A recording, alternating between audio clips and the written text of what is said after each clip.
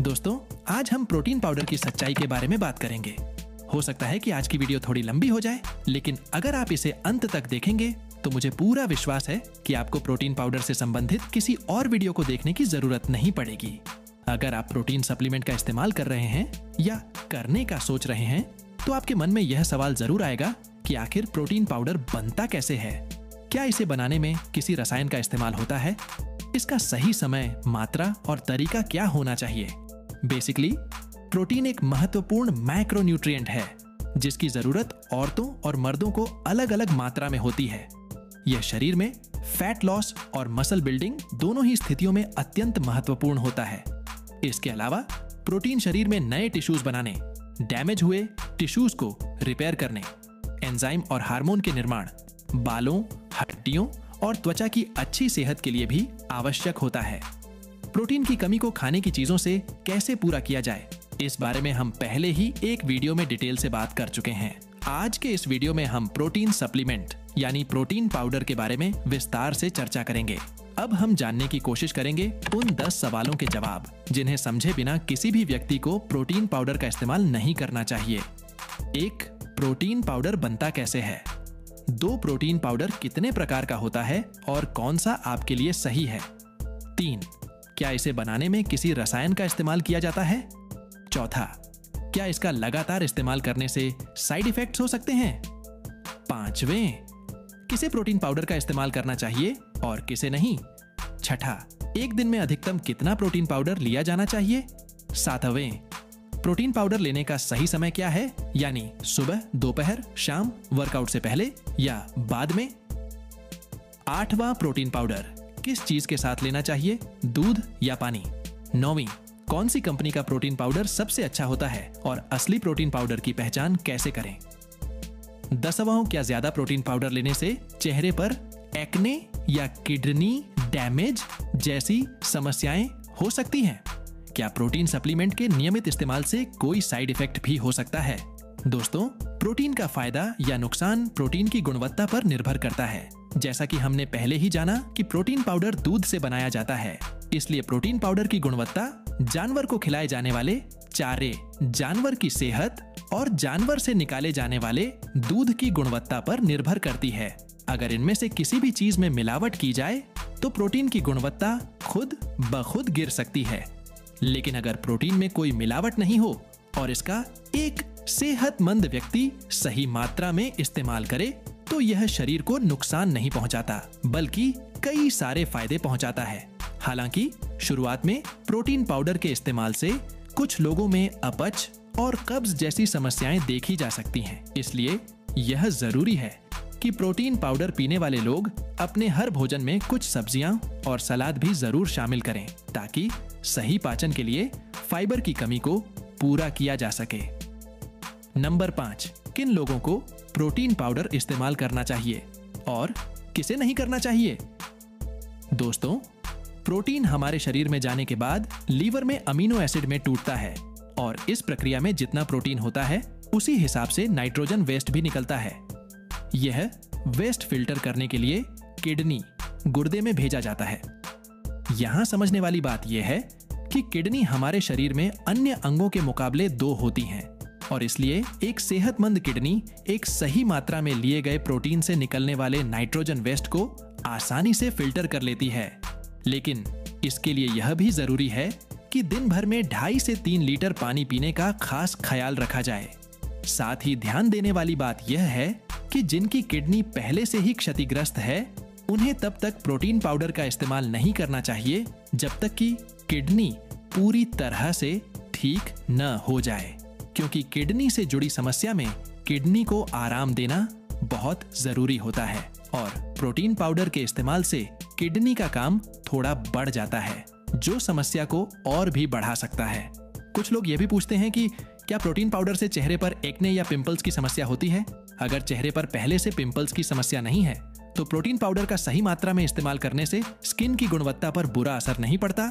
लेकिन अगर चेहरे पर पहले से पिंपल्स की समस्या है तो प्रोटीन पाउडर का सही मात्रा में इस्तेमाल करने से स्किन की गुणवत्ता पर बुरा असर पड़ता है। पहले से ही पिंपल्स की समस्या है तो प्रोटीन पाउडर उसे बढ़ा सकता है, क्योंकि प्रोटीन पाउडर के इस्तेमाल से शरीर में IGF-1 नाम का इंसुलिन स्पाइक होता है, जो स्किन में के प्रोडक्शन में गड़बड़ी पैदा करता है, जिससे पिंपल्स की समस्या और भी तेजी से बढ़ने लगती है। अगर कोई व्यक्ति पिंपल्स की समस्या होने के बावजूद मास गेनर का इस्तेमाल करता है, तो यह पिंपल्स की समस्या को और भी बदतर बना सकता है। इसलिए जिन लोगों के चेहरे पर पहले से ही पिंपल्स की समस्या होती है, उन्हें भोजन से ही प्रोटीन की आवश्यकता पूरी करने की कोशिश करनी चाहिए।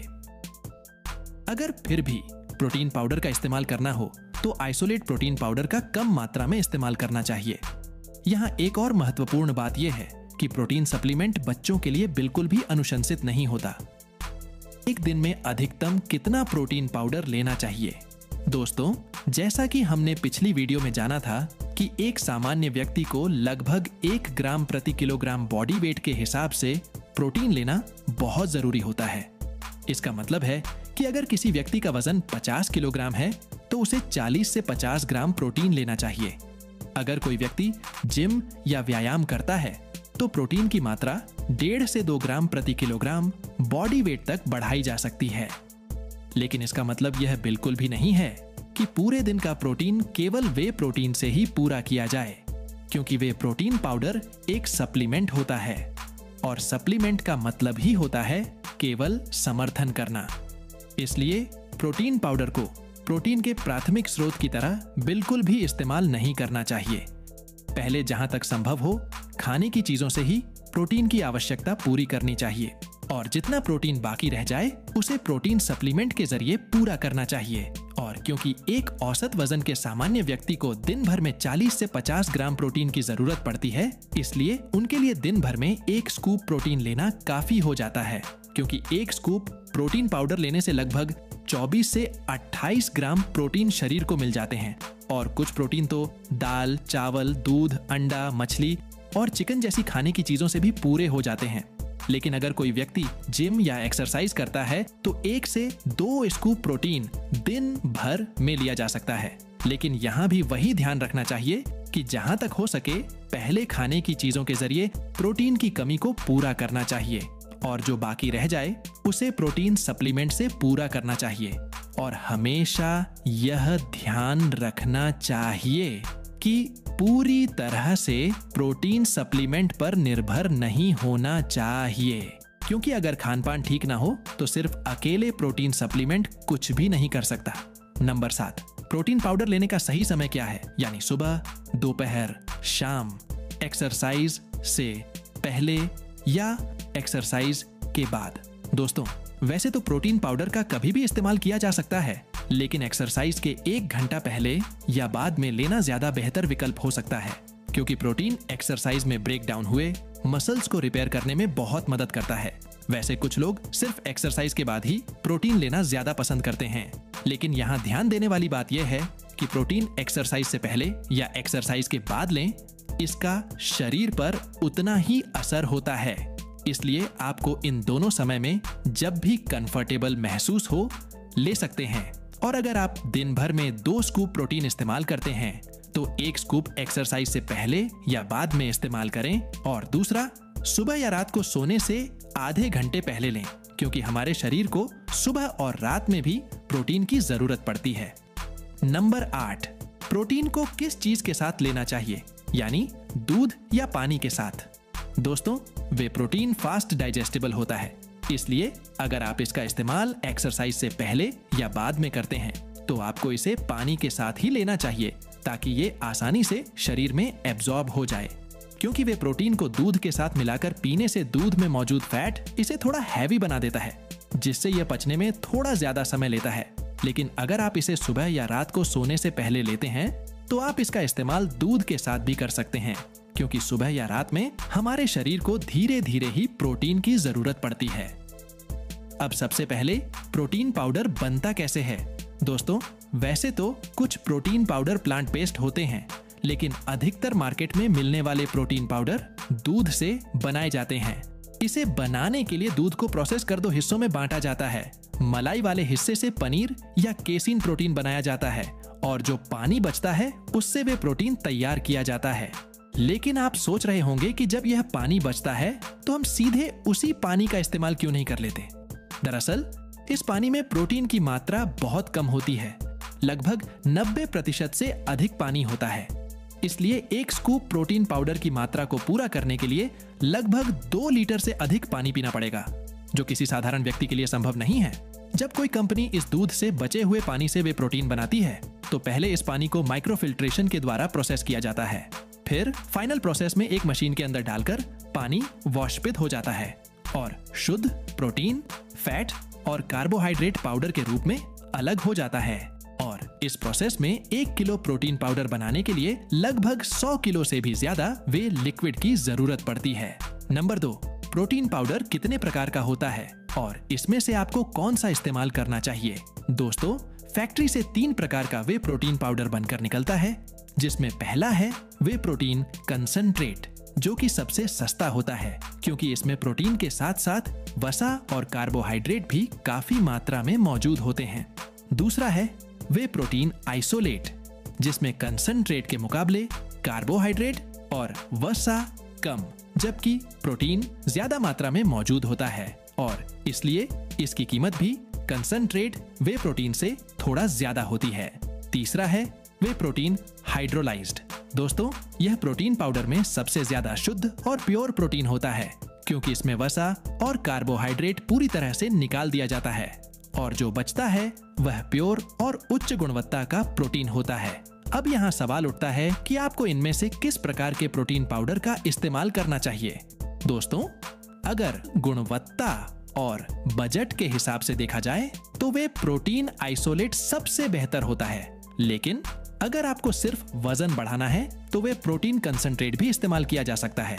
जो लोग वसा कम करना चाहते हैं या फिर शरीर में कम वसा प्रतिशत बनाए रखना चाहते हैं, ऐसे लोगों को वे प्रोटीन आइसोलेट ही इस्तेमाल करना चाहिए क्योंकि आइसोलेट वे प्रोटीन में कार्बोहाइड्रेट और वसा की मात्रा कम होती है, जबकि प्रोटीन ज्यादा मात्रा में मौजूद होता है।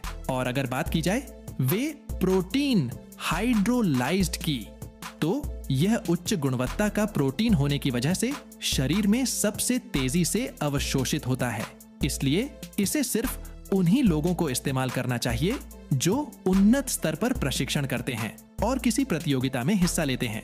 लेकिन साधारण जिम करने वाले लोगों को हाइड्रोलाइज्ड वे प्रोटीन की बिल्कुल भी जरूरत नहीं पड़ती। नंबर 3, क्या प्रोटीन सप्लीमेंट में कोई रसायन का भी इस्तेमाल किया जाता है?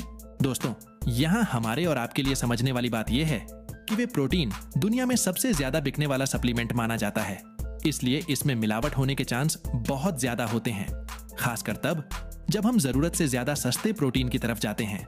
सस्ता प्रोटीन खरीदना कोई बुरी बात नहीं है, लेकिन गुणवत्ता पर ध्यान दिए बिना जरूरत से अधिक सस्ता प्रोटीन खरीदना सही विकल्प बिल्कुल भी नहीं है। शायद यह बात मुझे बताने की जरूरत नहीं है कि कोई भी कंपनी व्यवसाय करने और मुनाफा कमाने के लिए ही मार्केट में प्रोडक्ट लॉन्च करती है। इसलिए जब हम गुणवत्ता की बजाय कीमत पर ध्यान देते हैं तो कंपनी के लिए मिलावट करना आसान हो जाता है। तब कंपनी प्रोडक्ट को सस्ता बनाने के लिए आधे प्रोटीन में आधी ऐसी चीजें मिला देती हैं जिनकी हमारे शरीर को जरूरत नहीं होती। तब हम सोचते हैं कि हमें कम पैसों में ज्यादा प्रोटीन मिल गया है, लेकिन सच्चाई कुछ और होती है। इसलिए जब भी सस्ता या महंगा कोई भी प्रोटीन पाउडर खरीदें तो डब्बे पर पोषण संबंधी जानकारी और सामग्री सूची को चेक करना ना भूलें। यदि उसमें ग्लूटेन, कृत्रिम रंग, शुगर, उच्च कार्बोहाइड्रेट, उच्च वसा, किसी भी तरह के तेल या माल्टोडेक्सट्रिन का इस्तेमाल किया गया हो तो ऐसे प्रोटीन पाउडर को बिल्कुल भी ना खरीदें। खासकर कुछ कंपनियां प्रोटीन पाउडर को सस्ता बनाने के लिए माल्टोडेक्सट्रिन का इस्तेमाल करती हैं। माल्टोडेक्सट्रिन एक सफेद पाउडर की तरह होता है जो कि प्रोटीन सप्लीमेंट में फिलर, थिकनर या संरक्षक की तरह काम करता है। यह चीनी से कहीं ज्यादा हानिकारक होता है, जो शरीर में वसा बढ़ाने के साथ साथ पेट से संबंधित कई समस्याएं भी पैदा कर सकता है। साफ शब्दों में कहा जाए तो प्रोटीन पाउडर में माल्टोडेक्सट्रिन का इस्तेमाल कंपनियां अधिक मुनाफा कमाने और प्रोटीन की मात्रा को बढ़ाने के लिए करती हैं। जब कम पैसों में कोई चीज ज्यादा मिलती है तो लोग उसकी तरफ जल्दी आकर्षित होते हैं और कंपनियां इसका फायदा उठाती हैं। गणना करके देखा जाए तो 1 किलो प्रोटीन की कीमत लगभग 1000 रुपए से 1600 रुपए होती है, जबकि 1 किलो माल्टोडेक्सट्रिन सिर्फ 30 रुपए से 40 रुपए में आता है। इसे थोड़ी मात्रा में प्रोटीन पाउडर में मिलाने से यह पता नहीं चलता कि इसमें मिलावट की गई है। इसलिए ज्यादातर ग्राहक बिना सामग्री सूची चेक किए हुए सस्ता प्रोटीन समझकर ऐसी चीजें खरीद लेते हैं जो उनके शरीर को नुकसान पहुंचा सकती हैं। इसीलिए कोई भी प्रोटीन पाउडर खरीदने से पहले उसकी सामग्री सूची चेक करना न भूलें। साथ ही साथ यह भी ध्यान रखना जरूरी है कि प्रोटीन पाउडर नकली ना हो, क्योंकि नकली प्रोटीन पाउडर में कुछ भी हो सकता है। आगे इसी वीडियो में हम ये भी जानेंगे कि असली सप्लीमेंट को कैसे पहचाना जा सकता है और कौन सी कंपनी का प्रोटीन सप्लीमेंट बेहतर होता है। एक रिपोर्ट के अनुसार अधिकतर लोगों ने कंपनी के ही प्रोडक्ट उपयोग किए हैं, जिसमें पहला है ऑप्टिमम न्यूट्रिशन का वे प्रोटीन। अगर आपका बजट अच्छा है तो आप इस वे प्रोटीन का इस्तेमाल कर सकते हैं, क्योंकि इस मूल्य सीमा में यह भारतीय बाजार में मौजूद सबसे बेहतरीन प्रोटीन सप्लीमेंट्स में से एक है। हालांकि इसी मूल्य सीमा में माय प्रोटीन का इम्पैक्ट वे प्रोटीन और डायमाइज आइसो 100 भी अच्छे प्रोटीन की श्रेणी में आते हैं। ये सभी आपको अलग अलग स्वाद में भी मिल जाते हैं, जो उन लोगों के लिए बेहतर होता है जो स्वाद में समझौता नहीं करना चाहते। लेकिन यहाँ एक बात का ख्याल रखना जरूरी है कि किसी भी प्रोटीन में फ्लेवर मिलाने के बाद वह उतना शुद्ध नहीं रह जाता, इसलिए हो सके तो बिना फ्लेवर वाला ही उपयोग करें। दूसरा जो मैंने इस्तेमाल किया है वह है एज इट ईज का वे प्रोटीन। अगर आपका बजट कम है तो आपके लिए यह प्रोटीन सप्लीमेंट एक बेहतर विकल्प हो सकता है, क्योंकि यह कम मूल्य में मिलने वाला सबसे अच्छे वे प्रोटीन सप्लीमेंट्स में से एक है।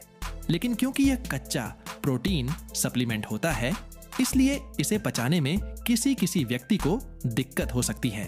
साथ ही इसमें स्वाद को बढ़ाने के लिए किसी भी तरह के फ्लेवर का उपयोग नहीं किया गया है। अब बात आती है कि इनमें से असली प्रोटीन को कैसे पहचाना जाए। दोस्तों, अगर आप एज इट ईज कंपनी का वे प्रोटीन खरीदते हैं तो इसमें नकली होने के ज्यादा चांस नहीं होते, क्योंकि यह प्रोटीन पहले से ही कम मूल्य में आता है, इसलिए कोई भी इसे नकली नहीं बनाता। लेकिन फिर भी as it is whey protein की असलियत जांचना बहुत ही आसान है। इसके लिए पैकेट पर दिए QR कोड को लेट्स वेरीफाई नामक ऐप में स्कैन करें, जिससे आपको 5 अंकों का सीक्रेट कोड मिलेगा, जो कि पैकेट पर ही QR कोड के पास स्क्रैच करने पर मिल जाता है। उस कोड को ऐप में एंटर करके सबमिट करने पर यह पता चल जाएगा कि प्रोटीन असली है या नकली। लेकिन अगर आप ऑन यानी ऑप्टिमम न्यूट्रिशन का वे प्रोटीन खरीदते हैं तो इसमें असली का पता लगाना थोड़ा कठिन होता है, क्योंकि ऑन लगभग 30 साल पुरानी और सबसे प्रसिद्ध कंपनी है। इसलिए बाजार में ज्यादातर इसी कंपनी के नकली प्रोडक्ट देखने को मिलते हैं। लेकिन आप ऑन के वे प्रोटीन को भी आसानी से पहचान सकते हैं कि वह असली है या नकली। इसके लिए ध्यान देना जरूरी है कि ऑन एज इट ईज की तरह ही भारत के बाहर की कंपनी है, और इसलिए 2 ही ऐसी कंपनियां हैं जो ऑन कंपनी के प्रोडक्ट्स को भारत में लाती हैं, जिनमें एक है ग्लाया और दूसरी है ब्राइट कमोडिटीज। इसलिए ऑन कंपनी के वे प्रोटीन के डब्बे पर ग्लाया या फिर ब्राइट कमोडिटी में से किसी एक का बड़ा स्टिकर जरूर लगा होता है, जो नकली प्रोडक्ट्स में नहीं दिखता। दूसरी बात यह है कि डब्बे पर कहीं ना कहीं एक स्क्रैच कोड होता है, जिसके जरिए स्टिकर पर दिए निर्देशों का पालन करके पता लगाया जा सकता है कि प्रोडक्ट असली है या नकली। साथ ही ऑन के प्रोटीन के डब्बे के ढक्कन पर सील के साथ एक असली होलोग्राम भी लगा होता है, जो डब्बे को टिल्ट करने पर चमकता है। लेकिन यहाँ आप लोग एक और बात का ख्याल रखिए कि इस वीडियो में कोई भी प्रोडक्ट स्पॉन्सर नहीं है, और जो भी मैंने बताया है वह मेरा खुद का अनुभव है। किसी भी ब्रांड का नाम मैंने आप लोगों की सहूलियत के लिए बताया है, लेकिन फिर भी यह आपकी मर्जी है कि आप जहां से चाहें और जो चाहें खरीद सकते हैं। तो मुझे उम्मीद है कि आपको समझ आ गया होगा कि कौन सा वे प्रोटीन आपके लिए सही है और इसका कैसे उपयोग करना चाहिए। तो बस आज के लिए इतना ही। अगर वीडियो पसंद आई हो तो इसे लाइक और शेयर करना न भूलें, और तब तक के लिए अपना ख्याल रखें।